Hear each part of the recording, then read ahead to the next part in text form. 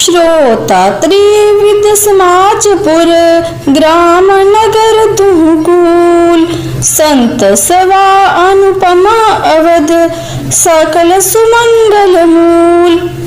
तीनों प्रकार के श्रोताओं का समाज ही इस नदी के दोनों किनारों पर बसे हुए पूर्वे गांव और नगर हैं और संतों की सभा ही सब सुंदर मंगलों की जड़ अनुपम अयोध्या है।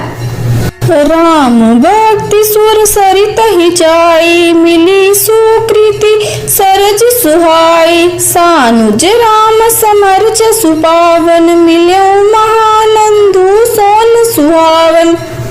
सुंदर कीर्ति रूपी सुहावनी सरयू राम भक्ति रूपी गंगा में जा मिली। छोटे भाई लक्ष्मण सहित राम के युद्ध का पवित्र यश रूपी सुहावना महानंद सोन उनमें आ मिला। जुग बिच भक्ति देव धुनि धारा सोहति सहित सुवीरति बिचारा त्रिविधता पत्रासकति मुहानी राम स्वरूप सिंधु समूहानी। दोनों के बीच में भक्ति रूपी गंगा की धारा ज्ञान और वैराग्य के सहित शोभित हो रही है। ऐसी तीनों तापों को डराने वाली ये तिमुहानी नदी राम स्वरूप रूपी समुद्र की ओर जा रही है।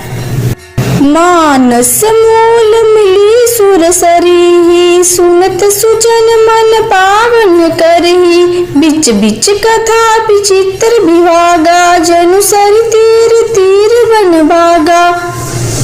इसका मूल मानस है और ये गंगा में मिली है, इसलिए ये सुनने वाले सज्जनों के मन को पवित्र कर देगी। इसके बीच बीच में जो भिन्न भिन्न प्रकार की विचित्र कथाएं हैं वह ही मानो नदी तट के आसपास के वन और बाग हैं। उमा महेश विवाह बराती ते जलचर अग्नित बहुबांति रघुबर जन्म आनंद बधाई बमर तरंग मनोहर ताई। पार्वती और शिव के विवाह के बाराती इस नदी में बहुत प्रकार के असंख्य जलचर जीव हैं। रघुनाथ के जन्म की आनंद बधाइयां ही इस नदी के भंवर और तरंगों की मनोहरता हैं। बाल चरित चहु बंधु के बनज विपुल बहुरंग विपरानी परिजन सुकृत मधुकर बारी विहंग। चारों भाइयों के जो बाल चरित हैं वह ही इसमें खिले हुए रंग बिरंगे बहुत से कमल हैं। महाराज दशरथ तथा उनकी रानियों और कुटुंबियों के सत्कर्मी ही भ्रमर और जल पक्षी हैं। सिय स्वयंवर कथा सुहाई सरित सुहावनी सोष विषाई नदी नाव पटु प्रसन्न अनेका केवट कुशल उतर सविवेका। सीता के स्वयंवर की जो सुंदर कथा है वह इस नदी में सुहावनी छवि छा रही है। अनेकों सुंदर विचार पूर्ण प्रश्न ही इस नदी की नावें हैं और उनके विवेक युक्त उत्तर ही चतुर केवट हैं। सुनी अनुकथन परस्पर होई पथिक समाज सोह सरि सोई गोरधार भृगुनाथ रिसानी गाट सुभद्र राम वरवानी। इस कथा को सुनकर पीछे जो आपस में चर्चा होती है वही इस नदी के सहारे सहारे चलने वाले यात्रियों का समाज शोभा बढ़ा रहा है। परशुराम का क्रोध इस नदी की भयानक धारा है और राम के श्रेष्ठ वचन ही सुंदर बने हुए घाट हैं। सानुज राम विवाह उषाहु सो शुभ उमंग सुखद सब काहू कहत सुनत हर्ष ही पुलकाहि ते सुकृति मन मुदित नहाहि। भाइयों सहित राम के विवाह का उत्साह ही इस कथा नदी की कल्याणकारिणी बाढ़ है जो सभी को सुख देने वाली है। इसके कहने सुनने में जो हर्षित और पुलकित होते हैं वह ही पुण्य आत्मा पुरुष हैं जो प्रसन्न मन से इस नदी में नहाते हैं। राम तिलक हित मंगल साजा परब जोग जन जुरे समाजा काई कुमति के केरी परिजा सुफल विपति गनेरी। राम के राज तिलक के लिए जो मंगल साज सजाया गया वही मानो पर्व के समय इस नदी पर यात्रियों के समूह इकट्ठे हुए हैं। कैकेयी की कुबुद्धि ही इस नदी में काई है जिसके फलस्वरूप बड़ी भारी विपत्ति आ पड़ी। समन अमित उत्पात सब, भरत चरित उपजाग। कलि अग खल अब गुण कथन, ते जल मल पग काग। संपूर्ण अनगिनत उत्पातों को शांत करने वाला भरत का चरित्र नदी तट पर किया जाने वाला जप यज्ञ है। कलयुग के पापों और दुष्टों के अवगुणों के जो वर्णन है, वह ही इस नदी के जल का कीचड़ और बगुले कुएं हैं। कीरति सरित शहोरि तुरूरी, समय सुहावनि पावनि भूरी। हिम हिम सेल सुता सिद ब्याहु, शिशिर सुखद प्रभु जन्म उषाहु। ये कीर्ति रूपिणी नदी शहो ऋतु में सुंदर है। सभी समय ये परम सुहावनी और अत्यंत पवित्र है। इसमें शिव पार्वती का विवाह हेमंत ऋतु है। राम के जन्म का उत्सव सुखदायी शिशिर ऋतु है। बरनव राम विवाह समाजु, सोमुत मंगलमय ऋतु राजु। ग्रीष्म दुसह राम बन गवनु, पंथ कथा खर आतव पवनु। राम के विवाह समाज का वर्णन ही आनंद मंगलमय ऋतुराज बसंत है। राम का वन गमन दुसह ग्रीष्म ऋतु है और मार्ग की कथा ही कड़ी धूप और लू है। वर्षा गौर निशाचर रारी, सुरकुल साली सुमंगलकारी। राम राज सुख विनय बढ़ाई, बिसद सुखद सोई शरद सुहाई। राक्षसों के साथ घोर युद्ध ही वर्षा ऋतु है, जो देवकुल रूपी दान के लिए सुंदर कल्याण करने वाली है। राम के राज्य काल का जो सुख विनम्रता और बड़ाई है, वही निर्मल सुख देने वाली सुहावनी शरद ऋतु है।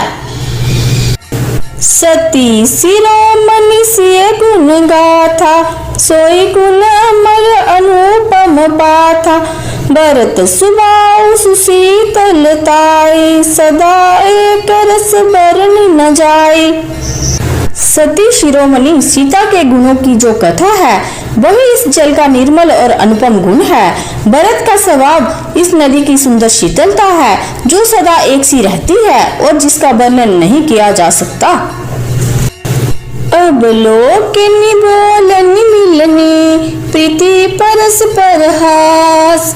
बायप बलि चहु बंधु की, जल माधुरी सुवास। चारों भाइयों का परस्पर देखना, बोलना, मिलना, एक दूसरे से प्रेम करना, हंसना और सुंदर भाईपन इस जल की मधुरता और सुगंध है।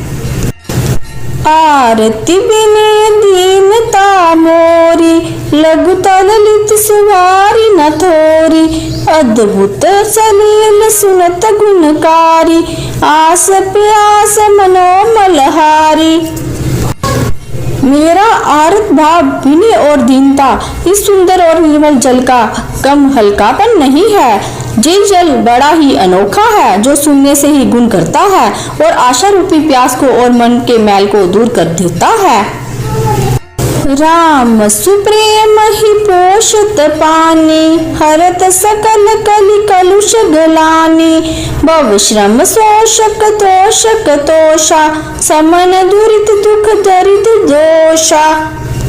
ये जल राम के सुंदर प्रेम को पुष्ट करता है, कलयुग के समस्त पापों और उनसे होने वाली गलानी को हर लेता है, संसार के श्रम को सोख लेता है, संतोष को भी संतुष्ट करता है और पाप ताप दरिद्रता और दोषों को नष्ट कर देता है। काम कोह मत मोहन सावन, विमल विवेक विराग बढ़ावन। सादर मंचन पान किए ते, मिटहि पाप परिताप हिए ते। यह जल काम क्रोध मद और मोह का नाश करने वाला और निर्मल ज्ञान और वैराग्य को बढ़ाने वाला है। इसमें आदर पूर्वक स्नान करने से और इसे पीने से हृदय में रहने वाले सब पाप ताप मिट जाते हैं। जिन्ह एहि बारी ना मानस दोय, ते कायर कलिकाल बिगोय। तुरशित निरखि रवि कर भव भारी, फिरहि मृग जिन जीव दुखारी।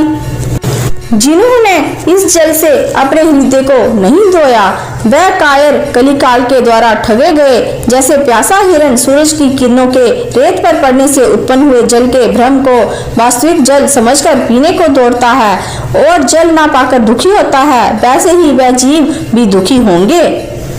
मति अनुहार सुबारी गुण गण गण मन अनहवाई, सुमरि भवानी शंकर ही कह कवि कथा सुहाई। अपनी बुद्धि के अनुसार इस सुंदर जल के गुणों को विचार कर उसमें अपने मन को स्नान कराकर और भवानी शंकर को स्मरण करके कवि तुलसीदास सुंदर कथा कहता है। अब रघुपति पद पंकरूह हिये दरी पाई प्रसाद, कहूँ जुगल मुनिवरे कर मिलन सुबंग संवाद।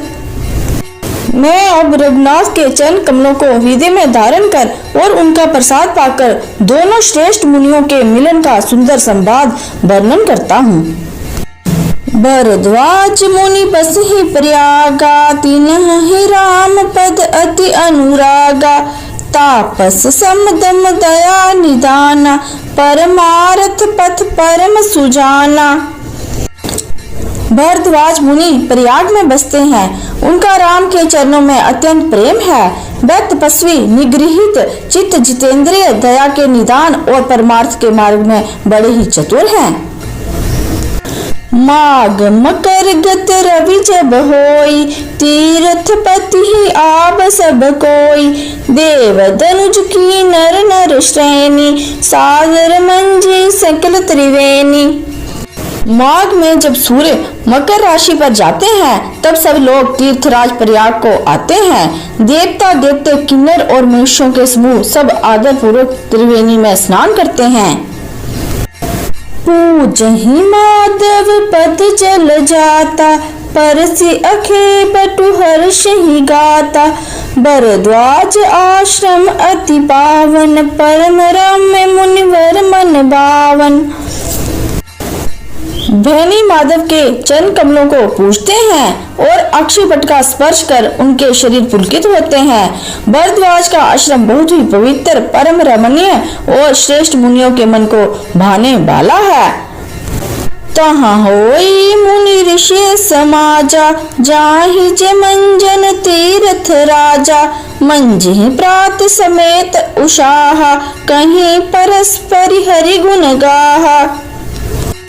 तीर्थराज प्रयाग में जो स्नान करने जाते हैं उन ऋषि मुनियों का समाज वहां जुटता है। प्रातः काल सब उत्साह पूर्वक स्नान करते हैं और फिर परस्पर भगवान के गुणों की कथाएं कहते हैं। ब्रह्म निरूपण धर्म विधि, वर्णहि तत्व विभाग, कहीं भक्ति भगवंत के, संयुत ज्ञान विराग। ब्रह्म का निरूपण, धर्म का विधान और तत्वों के विभाग का वर्णन करते हैं तथा ज्ञान वैराग्य से युक्त भगवान की भक्ति का कथन करते हैं।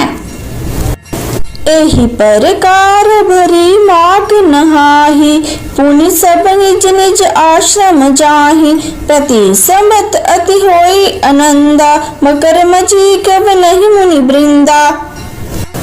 इसी प्रकार माघ के महीने भर स्नान करते हैं और फिर सब अपने अपने आश्रमों को चले जाते हैं। हर साल वहाँ इसी तरह बड़ा आनंद होता है। मकर में स्नान करके मुनिगण चले जाते हैं। एक बार भरी मकर नहाए, सब मुनीस आश्रमन सिधाए, जाग बलिक मुनि परम विवेकी, भरद्वाज राखे पद टेकी। एक बार पूरे मकर भर स्नान करके सब मुनीश्वर अपने अपने आश्रमों को लौट गए। परम ज्ञानी याज्ञवल्क्य मुनि को चरण पकड़कर भारद्वाज ने रख लिया। सादर चरण सरोज पखारे, अति पुनीत आसन बैठारे, करी पूजा मुनि सुजस बखानी, बोले अति पुनीत मृदुभानी। आदर पूर्वक उनके चरण कमल धोए और बड़े ही पवित्र आसन पर उन्हें बैठाया। पूजा करके मुनि याज्ञवल्क्य के सुयश का वर्णन किया और फिर अत्यंत पवित्र और कोमल वाणी से बोले।